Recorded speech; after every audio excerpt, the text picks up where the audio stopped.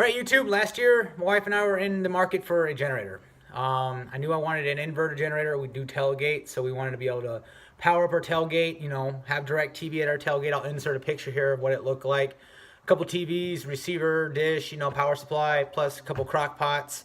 So we wanted something kind of big that could run, whatever we wanted as far as our needs are concerned. Plus, kind of a if something happens, power goes out, we can, fire up the generator and, not, have something to do, some sort of power source while we wait for, the power company to get off their butt and get our power back up. So I decided, by the name of the video, you already know what it is. But we decided the Predator line. I decided Predator line, and we went with the 3500 inverter generator. Roughly around $750, $800 is what they cost. You can get them with a 20% off coupon, but sometimes they don't allow that. So I think we paid right over $700 without with taxes and everything, because in Michigan there's taxes. So fantastic for the money. Hondas are great generators, fantastic, but you're going to be paying 2.5 times as much for the same wattage. This is a 3,500 watt generator.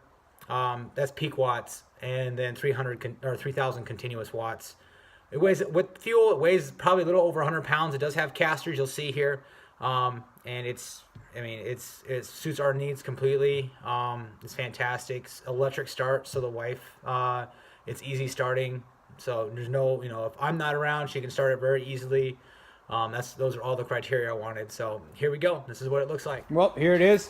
Predator 3500 inverter. Amazing. Like I said, it's about 100 pounds. It does come with the casters. Rolls around just nicely and just light enough where you can just huck it wherever you need to, so it's great. You got your 2 outlets right here for your regular AC 120. You got a AC 120 for your RV. You got parallel outlets. These are for basically wiring these in parallel, so you can double your running wattage if you want 2 of these, and you can power a house or whatever you need to that requires 6,000 running watts. You got your eco mode right here. When it has to be off once you start it, and then you've got your off, start, or off, on, run, and start, and then your start button. Your digital display here shows you. It also has a low oil light. You can see overload, so overload protection, and it has your outputs, so you can cycle through to see how many amps, how many watts you're using, and it's pretty cool. So you can plug in something and see what it uses. I've done that a couple times just to see exactly what it actually draws, so I can map out a solar, solar build later on down the line of living around here. Pretty simple. It does come with a pull start right there. So the battery box is right here, right there. If the battery dies, you still have a pull start. Very easy. You're just gonna turn this to the start position and hit the starter with the ESC off. And then it's going to start right up for you. As far as runtime, I've only had about 20-25 hours of runtime with this, so I'm not, this is not an in-depth review.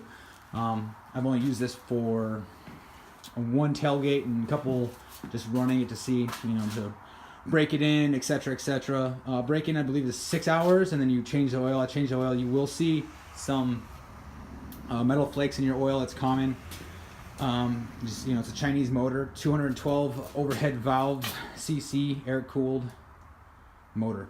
So pretty simple. Now I will say there's one thing that's well known with these is it chokes for air, starves for air. So this little oil fill inside, this is where you put your oil in and you just drain it out as well. I just leave that open and it sucks all the air, and you'll see when I start it, it actually has suction, so it sucks the door shut.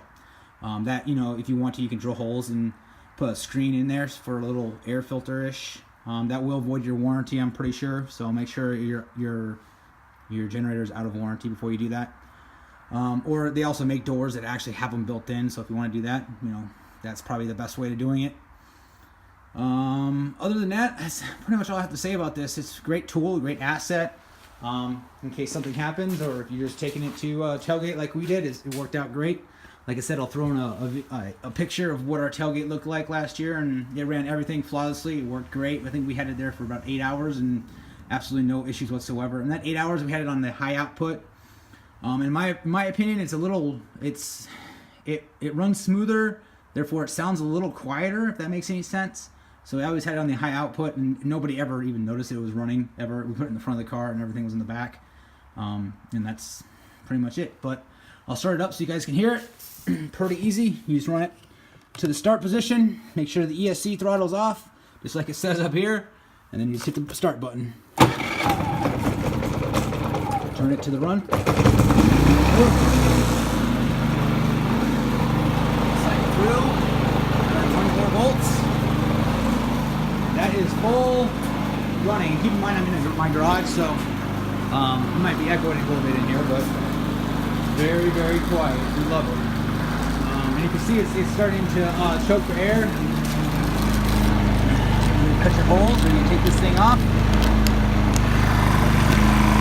Here we go. See, watch this. Boom. See, it sucks it in.